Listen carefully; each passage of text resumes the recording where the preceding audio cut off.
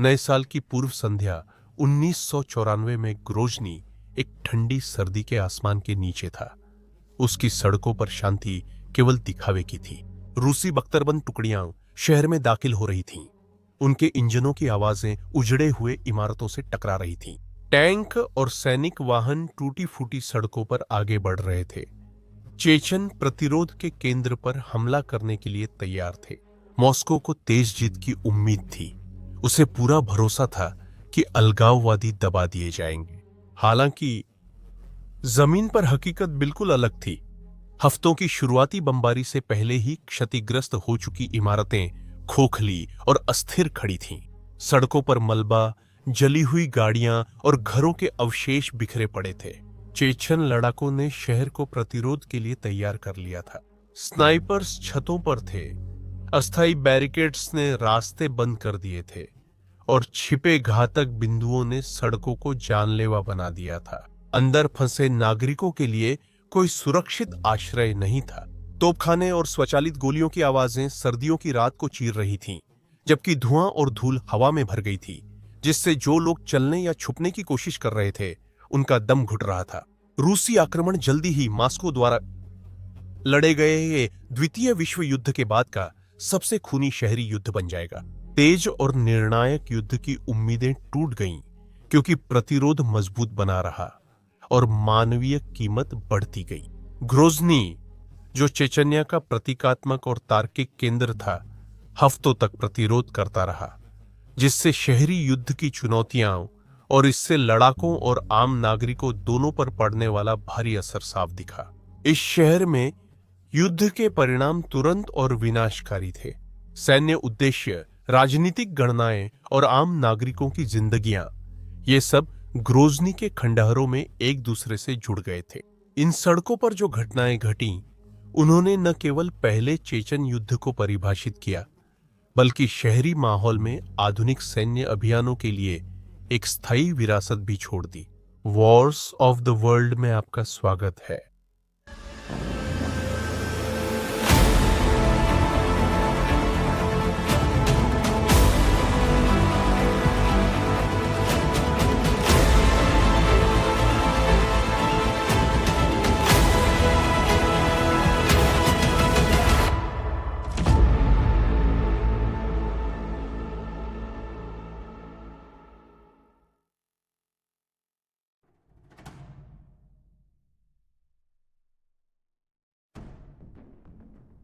जब सोवियत संघ 1980 के दशक के अंत में बिखरने लगा, तो कोई भी यह नहीं सोच सकता था कि इसके परिणाम कितने हिंसक होंगे और उत्तर काकेशस में सत्ता को किस तरह से बदल देंगे। चेचन्या, जो सोवियत शासन के तहत लंबे समय से अशांत क्षेत्र रहा था, ने ग्लास्नोस्त और पेरेस्ट्रोइका की नीतियों के तहत राष्ट्रवाद को तेजी से बढ़ते हुए देखा। 1990 में चेचन लोगों की सर्वराष्ट्रीय कांग्रेस का गठन जोको दुरायेव के नेतृत्व में हुआ, जो सोवियत वायुसेना के पूर्व जनरल थे। जैसे ही सोवियत सत्ता कमजोर हुई, दुरायेव के आंदोलन ने इस मौके का फायदा उठाया। अक्टूबर 1991 में उनके वफादार बलों ने ग्रोजनी में केजीबी मुख्यालय के साथ साथ रेडियो और टेलीविजन संस्थानों पर कब्जा कर लिया। 2 नवंबर 1991 को दुरायेव की कांग्रेस ने चेचन्या को स्वतंत्र घोषित कर दिया। चेचन गणराज्य इचकोरिया, मॉस्को, जिसे हाल ही में बोरिस येल्त्सिन ने संभाला, ने इसे स्वीकार करने से इनकार किया। इस घोषणा को मान्यता नहीं दी गई और तनाव बढ़ गया। रूसी सरकार ने चेचन्या पर अपना कानूनी और संवैधानिक ढांचा लागू करने की कोशिश की, यह जोर देते हुए कि अलगाव अवैध है, जबकि दुरायेव की सरकार स्वतंत्र संस्थाएं स्थापित करने की दिशा में आगे बढ़ी। 1992 में मॉस्को द्वारा पूर्व सोवियत संघ की विभिन्न गणराज्यों को पेश की गई संवैधानिक संधि को चेचन्या ने अस्वीकार कर दिया। दुदायेव की सरकार ने इसके बजाय अपना खुद का संविधान, झंडा और राष्ट्रगान अपनाया और एक राज्य के रूप में व्यवहार किया, भले ही उसकी कई संस्थाएं कमजोर और संसाधनों की कमी से जूझ रही थीं। इस बीच चेचन्या ने आंतरिक संघर्ष झेला। गैर चेचन, खासकर जातीय रूसी, या तो भाग गए या उन्हें बाहर निकाल दिया गया। अपराध, कानूनहीनता, विपक्षी समूहों के बीच गुटिया राजनीति और सत्ता संघर्ष ने ग्रोजनी में केंद्रीय नियंत्रण को कमजोर कर दिया। दुदायेव के विरोधियों ने अस्थायी परिषद बनाई, जिसे हालांकि विभाजित था, लेकिन रूस से मौन समर्थन मिला। इन तनावों में प्रमुख थे हिंसा, तोड़फोड़ और छोटे पैमाने पर सशस्त्र झड़पों की घटनाएं, जो चेचन्या के अंदर प्रो दुदायेव बलों, विपक्षी समूहों और रूसी सुरक्षा सेवाओं के बीच हुई। ऐसी अस्थिरता ने मॉस्को को पीछे धकेलने का कारण दिया, यह तर्क देते हुए कि चेचन्या एक कानूनहीन अलगाववादी क्षेत्र बनता जा रहा था, जो क्षेत्रीय स्थिरता और रूस की क्षेत्रीय अखंडता दोनों के लिए खतरा था। ग्रोजनी, जो चेचन्या की राजधानी है, इस संघर्ष के केंद्र में था। सोवियत शासन में ग्रोजनी एक प्रमुख औद्योगिक शहर था, जहां तेल रिफाइनरियां, कारखाने, पाइपलाइन, रेलवे जंक्शन और विस्तृत बुनियादी ढांचा सोवियत अर्थव्यवस्था के लिए था। यह शहर सिर्फ डुदेव की अलगाववादी सरकार की सीट होने के कारण प्रतीकात्मक रूप से महत्वपूर्ण नहीं था, बल्कि आर्थिक रूप से भी बहुत अहम था। तेल क्षेत्रों, पाइपलाइन ट्रांजिट मार्गों और रिफाइनिंग क्षमता पर नियंत्रण का मतलब था राजस्व पर नियंत्रण, हथियारों का आयात करने की क्षमता और नागरिक प्रशासन पर वैधता। मॉस्को की चिंताएं सिर्फ अलगाववाद को रोकने तक सीमित नहीं थीं, बल्कि अवैध तेल निर्यात के जरिए आर्थिक नुकसान और चेचन्या से होकर गुजरने वाली पाइपलाइनों से राजस्व की हानि को भी नियंत्रित करना शामिल था।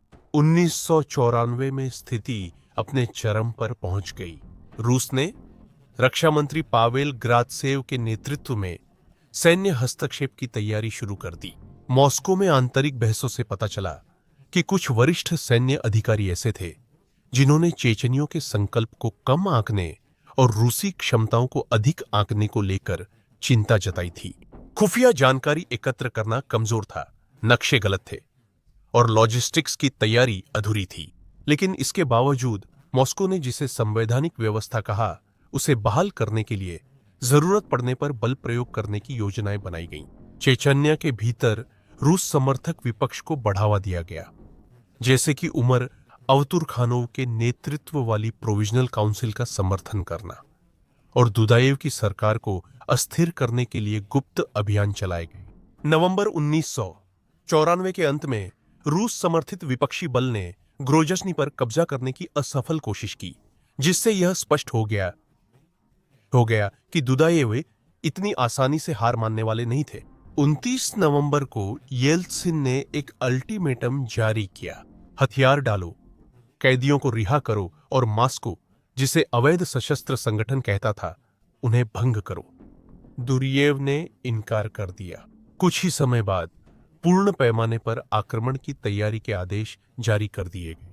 दिसंबर 1994 की शुरुआत तक दसियों हजार रूसी नियमित सैनिक और अर्धसैनिक इकाइयां पड़ोसी क्षेत्रों दागिस्तान, इंगुशेतिया, उत्तर ओसेटिया में इकट्ठा हो गई थीं और ग्रोजनी तथा उसके आसपास के इलाकों पर हवाई हमले शुरू हो गए थे।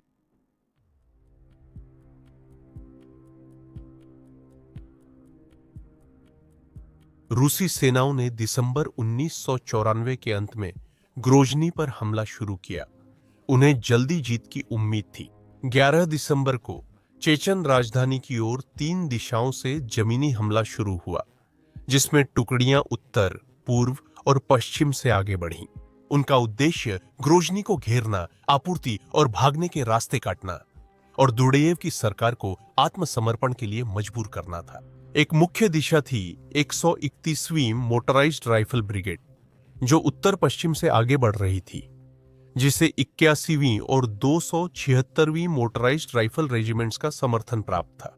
रोकलिन की 255वीं ब्रिगेड उत्तर पूर्व से बढ़ी और तीसरी दिशा से दक्षिण पश्चिम से हमला हुआ। योजना यह थी कि एक साथ हमले करके मुख्य बुनियादी ढांचे, रेलवे स्टेशन, शहर में आने वाले प्रमुख मार्गों और अंततः राष्ट्रपति भवन को निशाना बनाया जाए। इन शुरुआती कदमों से पहले भारी हवाई और तोपखाने की बमबारी की गई थी। रूसी जेट और हेलीकॉप्टरों ने रॉकेट तोपखाने के साथ मिलकर चेचन ठिकानों, ग्रोजनी के पास के गांवों और यहां तक कि उपनगरीय इलाकों पर भी बमबारी की। नागरिकों ने भागने या बेसमेंट, तहखानों या भूमिगत शरण स्थलों में शरण लेने की कोशिश की, लेकिन कई लोग शहर में ही रह गए क्योंकि परिवहन और मानवीय गलियारों की कमी के कारण वे फंसे हुए थे।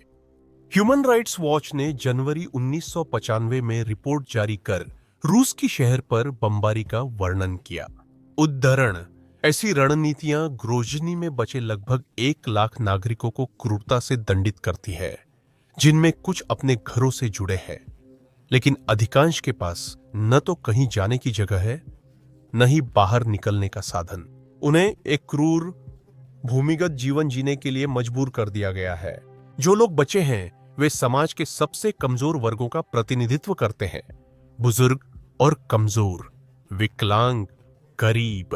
प्रत्यक्षदर्शियों ने हमारे शोधकर्ताओं को बताया कि उन्होंने पूरे हफ्ते तहखानों में बिताए और जब वे पानी या कभी कभार रोटी लेने बाहर निकले तो उन पर हमला कर दिया गया। उन्होंने बताया कि गोलेबारी से ऊपर की मंजिलों में आग लगी और वे तहखाने से निकलने को मजबूर हो गए। रूस के 5 हफ्तों के हमले ने लगभग 3,50,000 लोगों को बेघर कर दिया है। अनगिनत नागरिकों की मौत हुई है और उस शहर को तबाह कर दिया है जहां कभी 4 लाख लोग रहते थे। उद्धरण समाप्त। जैसे ही दिसंबर 1994 की न्यू ईयर यू में बदल गया, जमीन पर हमला पूरी गंभीरता के साथ शुरू हो गया। रूसी बख्तरबंद टुकड़ियां कई दिशाओं से ग्रोजनी में दाखिल हुईं। जहां संभव था वहां M-24 अटैक, हेलीकॉप्टर तोपखाने और हवाई हमलों का समर्थन मिला। हालांकि रसद संबंधी समस्याएं, सटीक खुफिया जानकारी की कमी, शहर के इलाके की अनजानियत और खराब समन्वय ने हमले को परेशान किया। कुछ इकाइयां देर से पहुंची या गलत रास्ते पर चलीं, जिससे वे अलग-थलग और असुरक्षित हो गईं। संकीर्ण गलियों, अपार्टमेंट ब्लॉकों के समूहों और खंडहर या छोड़ी गई फैक्ट्रियों वाले घने शहरी इलाके ने रक्षकों को फायदा पहुंचाया। रक्षकों ने हर लाभ का पूरा उपयोग किया। वे नागरिक आबादी में घुल मिल गए और सीवर, तहखाने, सुरंगों और बेसमेंट का इस्तेमाल चलने, छुपने, हमला करने और फिर गायब होने के लिए किया। उन्होंने इमारतों में बम लगाए, सड़कों पर बारूदी सुरंगें बिछाईं, रास्तों को बैरिकेड किया, फिर चौक पॉइंट्स पर रूसी टैंकों पर घात लगाकर हमला किया। आरपीजी टीमों ने छतों या ऊपरी मंजिलों से काम किया। स्नाइपर्स ने अधिकारियों को निशाना बनाया। मशीन गन टीमों ने दबाव बनाने को फायरिंग की।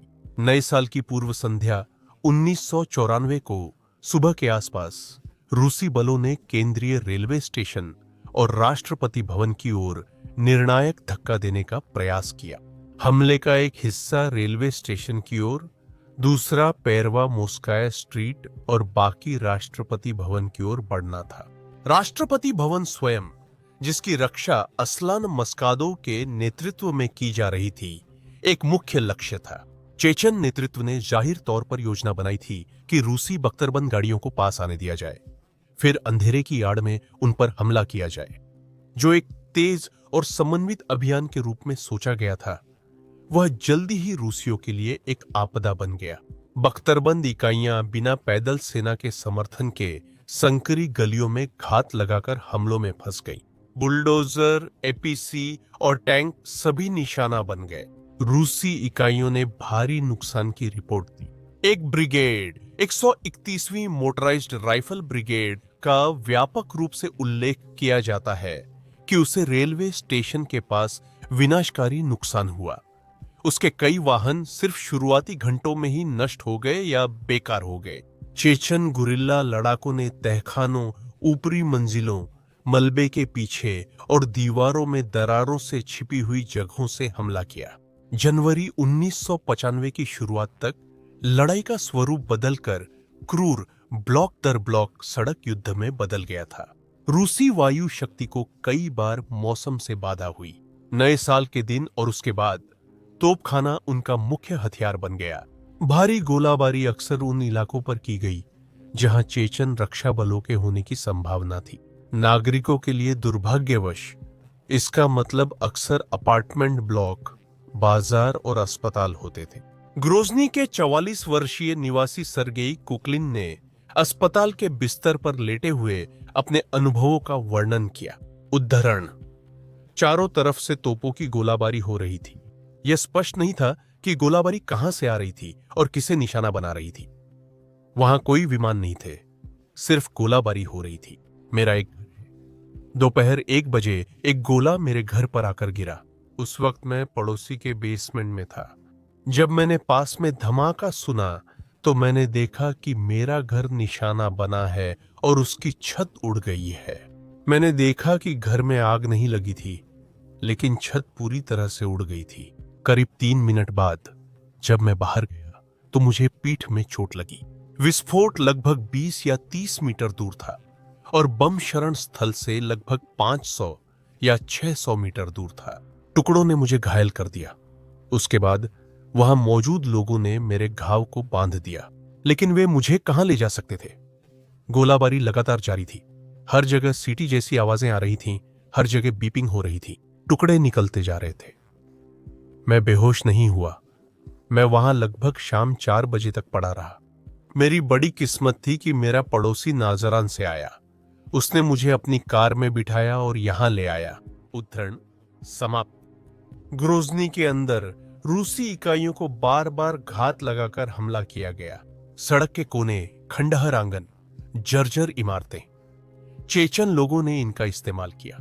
एक जीवित बचे व्यक्ति ने याद किया कि रूसी टैंक जब साइड गलियों में घुसे तो ऊपर के कमरों से आरपीजी फायर का शिकार हो गए। जैसे ही टैंक रुके, उनके पीछे चल रही पैदल सेना को निशाना बनाया गया। स्नाइपर अक्सर दिखे बिना अधिकारियों और संचार कर्मियों को चुनकर मारते थे। मास्कादोव और अन्य चेचन कमांडरों ने छापामार रणनीति अपनाई। बड़ी टुकड़ियों से बचते हुए हमला किया और तुरंत पीछे हट गए। कुछ ब्रिगेड खुद को कटे हुए पाए और उन्हें लगातार गोलाबारी के बीच अस्थायी मोर्चों की रक्षा करने के लिए मजबूर होना पड़ा। विनाश बढ़ता गया। शहर की वास्तुकला खंडहर में बदल गई। सोवियत शैली में बने अपार्टमेंट ब्लॉकों की लंबी कतारें, संकरी गलियां और विकसित सड़कों के बाहर बहुत कम छुपने की जगह थी। बमबारी के बाद इमारतें ढह गईं। धुआं, धूल और आग ने हवा को घुटन भरी बना दिया। बिजली, पानी और स्वच्छता लगभग पूरी तरह से बंद हो गए थे। कुछ बचे हुए अस्पताल या तो पूरी तरह भर गए थे या नष्ट हो गए थे। नागरिक खाने पानी के लिए भटक रहे थे और अधिकांश के पास सुरक्षित आश्रय नहीं था। कई विस्थापित लोग शहर से बाहर निकल गए, जबकि अन्य लोग बमबारी के बावजूद वहीं रुके रहे, मलबे में फंसे हुए या अपने घर छोड़ने को तैयार नहीं थे। जनवरी के अंत तक रूसी सेना ने कुछ क्षेत्रों, मुख्य सड़कों और शहर के केंद्र के कुछ हिस्सों पर आंशिक नियंत्रण कर लिया था, लेकिन इसकी कीमत बहुत ज्यादा थी। जो एक त्वरित जीत के रूप में सोचा गया था, वह अब हफ्तों तक शहरी युद्ध में बदल गया था। रूसी मनोबल अप्रत्याशित प्रतिरोध से हिल गया था। चेचन रक्षकों ने भारी हथियारों की कमी के बावजूद शहर के विनाश को ही एक हथियार बना लिया था। हमला अब थकाऊ लड़ाई में बदल गया था। हर सड़क, हर इमारत और हर गलियारे के लिए लड़ाई हो रही थी। सर्दी की ठंड, स्पष्ट संचार की कमी, अलग थलग पड़ी इकाइयां और अपने ही सैनिकों पर गोली चलने की घटनाएं, इन सब ने रूसी नुकसान को और बढ़ा दिया।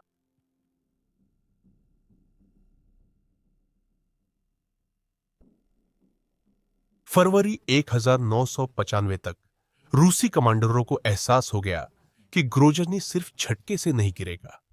दिसंबर जनवरी में हुए बख्तरबंद हमलों और हेलीकॉप्टर से सैनिक उतारने में सैनिकों व वाहनों का नुकसान उम्मीद से ज्यादा था और वे चेचन लोगों की इच्छा शक्ति तोड़ने में नाकाम रहे। इसके बजाय रूसियों ने धीमी और थकाऊ रणनीति अपनाई। क्षेत्रों को अलग करना, कब्जा किए गए भवनों पर नियंत्रण मजबूत करना और एक समय में एक ब्लॉक, एक इमारत या एक गलियारे में प्रतिरोध को कम करने के लिए जबरदस्त अग्निशक्ति का इस्तेमाल करना। रूसी बलों ने अपना ध्यान प्रमुख ठिकानों पर केंद्रित कर दिया। उन्होंने व्यवस्थित रूप से डाउनटाउन क्षेत्र, औद्योगिक क्षेत्रों को साफ किया और फिर मिनुटका और स्तारो प्रोमिस्लोवस्की जिलों में प्रवेश किया। मंत्रिपरिषद भवन, जो एक प्रतीकात्मक और सामरिक लक्ष्य था, जनवरी के मध्य तक हाथों हाथ लड़ाई के बाद कब्जा कर लिया गया, जिसमें चेचनों ने उसे फिर से हासिल करने या कम से कम चुनौती देने के लिए बार बार जवाबी हमले किए। इस बीच रूसी बमबारी कभी भी रुकी नहीं। तोपों की गोलाबारी, रॉकेट हमले और भारी बमबारी ने हर एक बढ़त को महंगा बना दिया।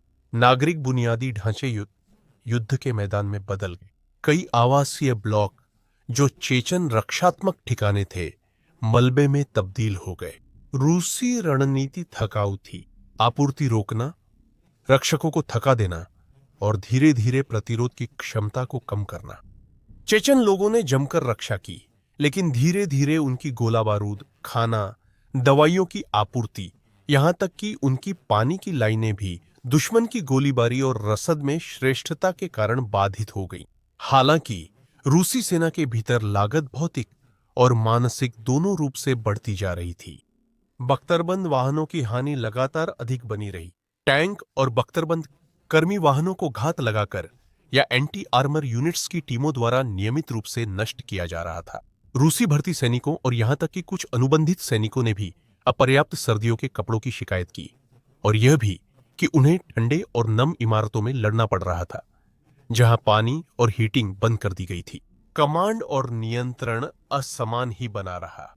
यूनिट्स अक्सर आगे बढ़ने के बाद अलग थलग पड़ जाती थीं, और संचार अक्सर बुनियादी ढांचे को नुकसान या तकनीकी खराबी के कारण टूट जाता था।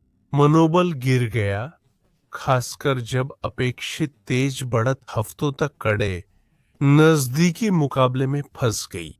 फरवरी के अंत तक रूसी बलों ने राष्ट्रपति भवन पर कब्जा कर लिया था। यह अब चेचन शक्ति का अखंड प्रतीक नहीं था, बल्कि एक बर्बाद किला बन चुका था। इसका अंदरूनी हिस्सा पूरी तरह तबाह हो चुका था और इसके रक्षकों को पीछे हटने के लिए मजबूर होना पड़ा। उस बिंदु से पूरी तरह से बढ़त रूसियों के पास थी।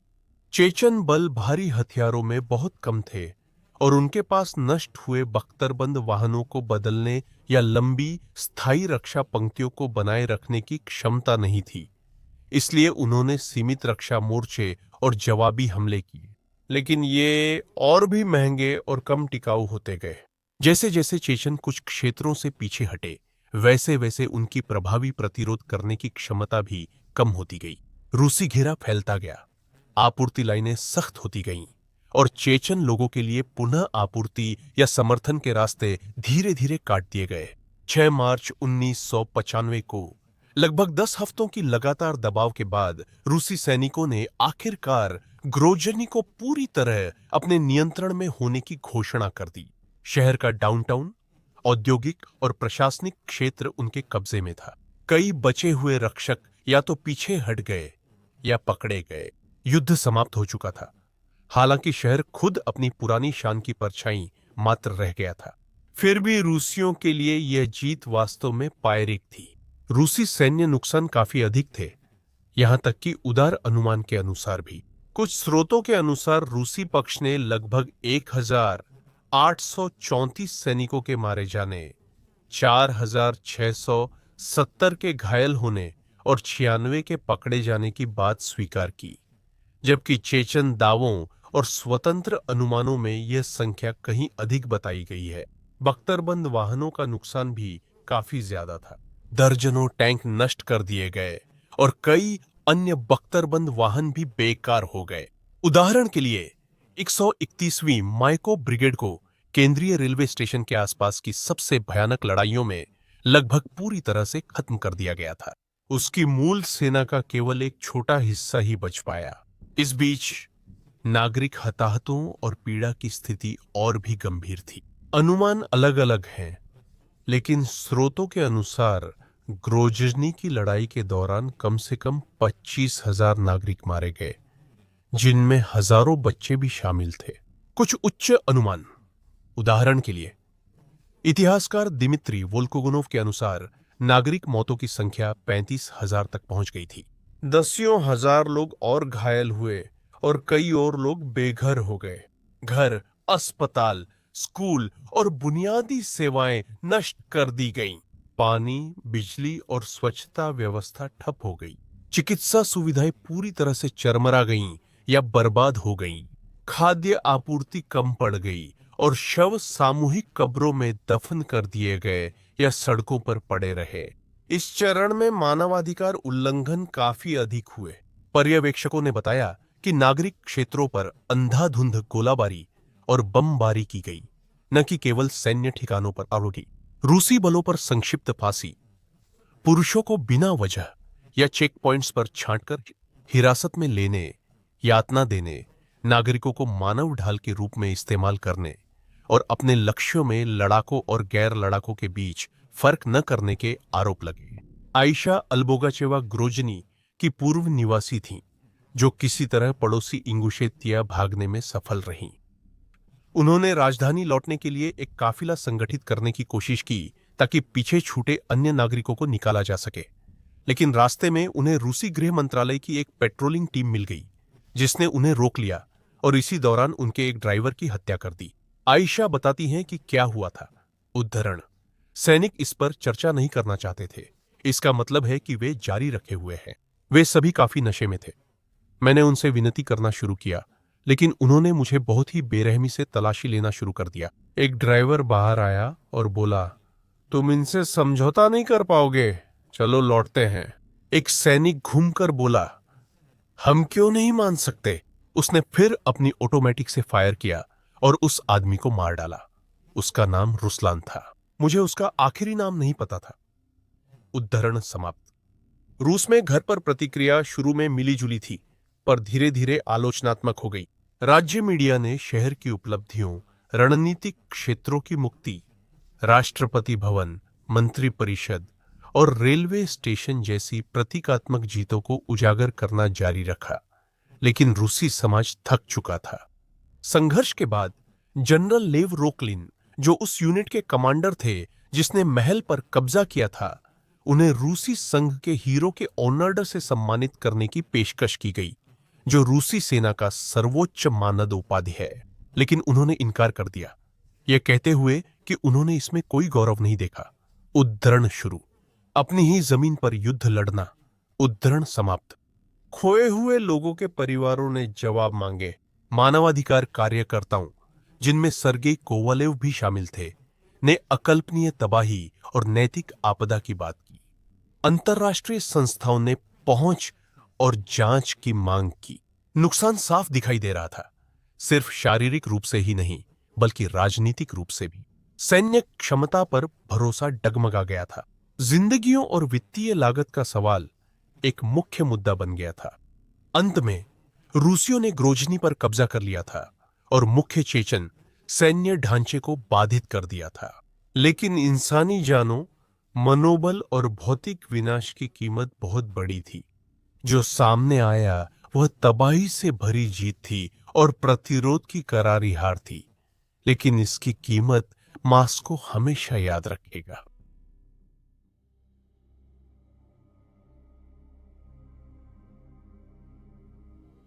मार्च 1995 में रूसियों ने ग्रोजनी में जीत की घोषणा की तो शहर खंडहरों में तब्दील हो गया था और चेचन प्रतिरोध भूमिगत हो गया था। लेकिन लड़ाई अभी खत्म नहीं हुई थी। जैसे ही सर्दी से बसंत आया और महीने बीतते गए, चेचन लड़ाके पहाड़ों और शहरों के खंडहरों में फिर से संगठित हो गए और एक बार फिर हालात के अनुसार खुद को ढाल लिया। मॉस्को के अधिकारी, जिनमें राष्ट्रपति बोरिस येल्त्सिन भी शामिल थे, पुरुषों, सामग्री और घरेलू असंतोष की बढ़ती लागत को देख रहे थे, जो एक राजनीतिक बोझ बनती जा रही थी। अब 1996 की गर्मियों में चेचनों द्वारा एक नई कोशिश के लिए मंच तैयार हो चुका था। 6 अगस्त 1996 को शमिल बजाएव और असलान मस्कादो जैसे कमांडरों के नेतृत्व में चेचन बलों ने ग्रोजनी को फिर से हासिल करने के लिए एक साहसिक हमला शुरू किया, जिसे अक्सर ऑपरेशन जिहाद या 1996 की ग्रोजनी की लड़ाई कहा जाता है। करीब 1500 लड़ाकों के साथ उन्होंने कई दिशाओं से शहर में घुसपैठ की, कई रूसी चेक पॉइंट्स को पार किया और ग्रोजनी में सैन्य और प्रशासनिक ठिकानों पर हमला किया। रूसी गैरिसन, जिनकी संख्या लगभग 7000 से 12000 सैनिकों के बीच थी, पूरी तरह से चौंक गए। चेचनों ने कई चौकियों को घेर लिया, आपूर्ति मार्गों को काट दिया और मॉस्को समर्थक बलों के बीच दहशत फैला दी। रूसियों द्वारा ग्रोजनी में अतिरिक्त सैनिक या बख्तरबंद वाहन भेजने के प्रयासों पर बार बार घात लगाई गई, जिसमें उनके टैंक और सैनिक वाहन खो गए। कुछ ही दिनों में चेचनों ने शहर के बड़े हिस्सों पर नियंत्रण कर लिया, या कम से कम उन्होंने रूसी बलों की स्वतंत्र आवाजाही रोक दी। कई रूसी इकाइयां फंसीं, उनका मनोबल टूटा या वे रक्षात्मक घेरे में रहीं। इस बीच ग्रोजनी में नागरिक जो पहले से ही पीड़ित थे, अब उन्हें फिर से हिंसा और अराजकता का सामना करना पड़ा। चेचन बलों के ग्रोजनी कब्जे से मॉस्को हैरान हुआ और उसे राजनीतिक हिसाब किताब करना पड़ा। बातचीत फिर से शुरू हुई, जिसमें आंशिक रूप से अलेक्जेंडर लेबेड जैसे व्यक्तियों ने मध्यस्थता की, जो उस समय रूस के सुरक्षा परिषद सचिव थे। इन वार्ताओं का समापन कजावियोट समझौते में हुआ, जिसे 30 अगस्त 1996 को औपचारिक रूप से लेबेड और मास्खेदोव के बीच हस्ताक्षरित किया गया। इस समझौते की शर्तों के तहत रूसी सेनाओं को ग्रोजनी से वापस बुलाया जाना था। संघीय सैनिकों को 31 दिसंबर 1996 तक चेचन्या से बाहर निकलना था और मुक्त क्षेत्रों में व्यवस्था बनाए रखने और लूटपाट को रोकने के लिए संयुक्त निकायों का गठन किया जाना था। हालांकि चेचन्या की अंतिम कानूनी स्थिति का सवाल, जिसमें उनकी स्वतंत्रता भी शामिल थी, 2001 के अंत तक टाल दिया गया था। कुछ वर्षों के लिए इस समझौते ने एक नाजुक शांति लाई। अब ग्रोजनी चेचन नियंत्रण में था, हालांकि वह बहुत बुरी तरह से क्षतिग्रस्त हो चुका था। मास्कादो चेचन गणराज्य इचकोरिया के निर्वाचित राष्ट्रपति बने। पुनर्निर्माण के प्रयास किए गए। स्कूलों, बुनियादी ढांचे और स्थानीय शासन को बहाल करने के लिए कोशिशें की गई। फिर भी युद्ध विराम का मतलब कभी भी पूरी स्थिरता नहीं था और कानूनहीनता व्यापक रूप से बनी रही। गांवों में युद्ध सरदारों का असर था। अपहरण, अगवा करना और आंतरिक प्रतिद्वंद्विता जारी रही। रूस ने अपनी ओर से चेचन्या को आर्थिक रूप से अलग थलग करना जारी रखा और समय समय पर सीमा पार छापे मारे। संघीय सरकार ने औपचारिक रूप से चेचन स्वतंत्रता को मान्यता नहीं दी, यह और नहीं इसे अंतर्राष्ट्रीय स्तर पर मान्यता मिली, और रूसी राजनीतिक और सैन्य प्रतिष्ठान के कई लोग कासाव्योत समझौते को शांति नहीं बल्कि एक विराम के रूप में देखते थे। वे तनाव 1999 में फिर से भड़क उठे। अगस्त में चेचन्या के उग्रवादी दागेस्तान में घुस आए और स्वायत्त इस्लामी प्रभाव स्थापित करने का प्रयास किया, जिसे रूस ने फिर से पूर्ण पैमाने पर अभियान शुरू करने के लिए कासस बेलाई के रूप में इस्तेमाल किया। भारी हवाई हमलों के बाद जमीनी घुसपैठ हुई। 1999 के अंत तक मॉस्को ने घोषणा की कि चेचन अधिकारियों ने स्थिति पर नियंत्रण खो दिया है और इसी के साथ दूसरा चेचन युद्ध शुरू हो गया। इसके शुरुआती और निर्णायक घटनाओं में से एक थी ग्रोजनी की दूसरी लड़ाई, जो 25 दिसंबर 1999 से 6 फरवरी 2000 तक चली, जिसमें रूसी बलों ने राजधानी को घेर लिया था। हमले की एक बार फिर से पहचान भारी हथियारों की ताकत, रणनीतिक बमबारी और व्यापक विनाश से हुई। नागरिक हताहतों का अनुमान अलग अलग लगाया गया, लेकिन सिर्फ उस घेराबंदी में ही बताया जाता है कि 5 से 8 हजार नागरिक मारे गए थे। ग्रोजनी की दूसरी लड़ाई ने पहले युद्ध में स्थापित हर चीज को नहीं बदला, लेकिन इसने उसकी कई कठोर सीखों को और मजबूत कर दिया। इस बार रूसी बल पूरी तरह से दृढ़ थे, सिर्फ ग्रोजनी में घुसने के लिए नहीं, बल्कि प्रतिरोध के ठिकानों को पूरी तरह से नष्ट करने के लिए, और भारी बमबारी को लेकर भी कम हिचकिचाहट थी। चेचन लड़ाके, जिनकी संख्या बहुत कम थी और संसाधन भी घट गए थे, फिर भी उन्होंने जबरदस्त प्रतिरोध किया। शहर एक बार फिर तबाह हो गया था। बुनियादी ढांचा नष्ट हो गया, नागरिकों को विस्थापित होना पड़ा, पुनर्निर्माण के कार्य पीछे चले गए। 2000 की शुरुआत तक मॉस्को ने ग्रोजनी पर फिर से नियंत्रण स्थापित कर लिया था और एक प्रो मॉस्को प्रशासन नियुक्त कर दिया था। हालांकि इसके बाद भी कई वर्षों तक विद्रोह और गुरिल्ला गतिविधियां जारी रहीं। इस चक्र के बाद आया परिणाम गहरी छाप छोड़ गया। चेचन्या ने थोड़े समय के लिए वास्तविक स्वतंत्रता हासिल कर ली थी, लेकिन उन्हें मान्यता नहीं मिली थी। रूसी राज्य को प्रतिष्ठा, नैतिकता और भौतिक रूप से नुकसान हुआ था। ग्रोजनी के लोगों और पूरे चेचन्या के लिए ये युद्ध बार बार तबाही, नुकसान और आघात का कारण बने। 1996 में हुए जवाबी हमले ने दिखा दिया कि प्रतिरोध कितना मजबूत था, और इस दूसरे युद्ध ने यह दिखाया कि मॉस्को एक बार जब पूरी तरह से प्रतिबद्ध हो जाता है तो वह जबरदस्त ताकत के साथ जवाब देगा। आखिरकार उस दशक में किसी भी पक्ष ने उस मूल संघर्ष का कोई साफ और स्थायी समाधान हासिल नहीं किया। सिर्फ विनाश, बातचीत और फिर से शुरू होने वाली लड़ाई के दोहराए जाने वाले चक्र ही देखने को मिले।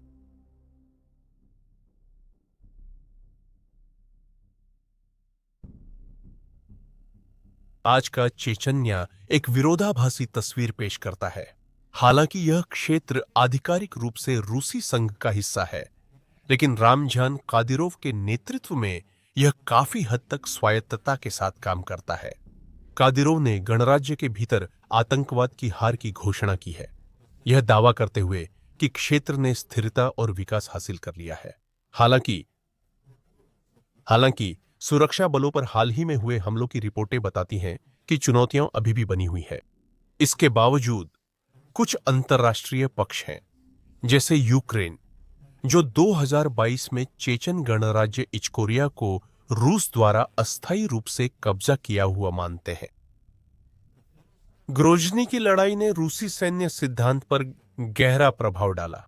प्रारंभिक हमले ने शहरी युद्ध रणनीतियों में महत्वपूर्ण कमियों को उजागर किया, जिससे भविष्य के संघर्षों के लिए रणनीतियों का पुनर्मूल्यांकन किया गया।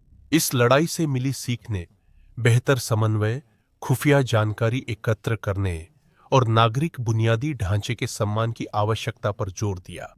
लेकिन जहां ये जानकारियां रूसी सैन्य प्रशिक्षण और संचालन योजना में शामिल की गई होंगी, वहीं यूक्रेन में वर्तमान संघर्ष के संदर्भ में रूस की शहरी युद्ध रणनीतियां अक्सर ग्रोजनी में इस्तेमाल की गई शुरुआती रणनीतियों की तरह रही है, जिनमें भारी बमबारी के बाद पैदल सेना के हमले होते हैं, जिसे कभी-कभी मांस की चक्की रणनीति भी कहा जाता है। उदाहरण के लिए, मारियुपोल की लड़ाई में रूसी सेनाओं ने इसी तरह की भारी तोपखाने और हवाई हमलों की रणनीति अपनाई, जिससे बड़ी संख्या में नागरिक हताहत हुए और बुनियादी ढांचे को भारी नुकसान पहुंचा। अंतर्राष्ट्रीय स्तर पर ग्रोजनी की लड़ाई आधुनिक सेनाओं के लिए एक चेतावनी भरी कहानी बन गई है। शहर का व्यापक विनाश और नागरिकों की भारी संख्या में मौतें शहरी युद्ध की जटिलताओं और लड़ाकों तथा आम नागरिकों के बीच अंतर करने की चुनौतियों को उजागर करती है। इस संघर्ष ने सैन्य रणनीतियों के नैतिक प्रभावों और अंतर्राष्ट्रीय मानवीय कानूनों का पालन करने के महत्व पर चर्चाओं को जन्म दिया है। सैन्य विश्लेषक और इतिहासकार अक्सर इस युद्ध का उल्लेख करते हैं ताकि शहरी वातावरण के अनुसार रणनीतियों को ढालने की आवश्यकता और ऐसे संघर्षों की अनिश्चित प्रकृति को उजागर किया जा सके। ग्रोजनी की लड़ाई शहरी युद्ध के विनाशकारी परिणामों की एक मार्मिक याद दिलाती है। इसकी विरासत आज भी सैन्य रणनीतियों और नीतियों को आकार देती है, जो सावधानीपूर्वक योजना, नागरिक जीवन के प्रति सम्मान और जटिल युद्ध परिस्थितियों में अनुकूलनशीलता की आवश्यकता पर जोर देती है।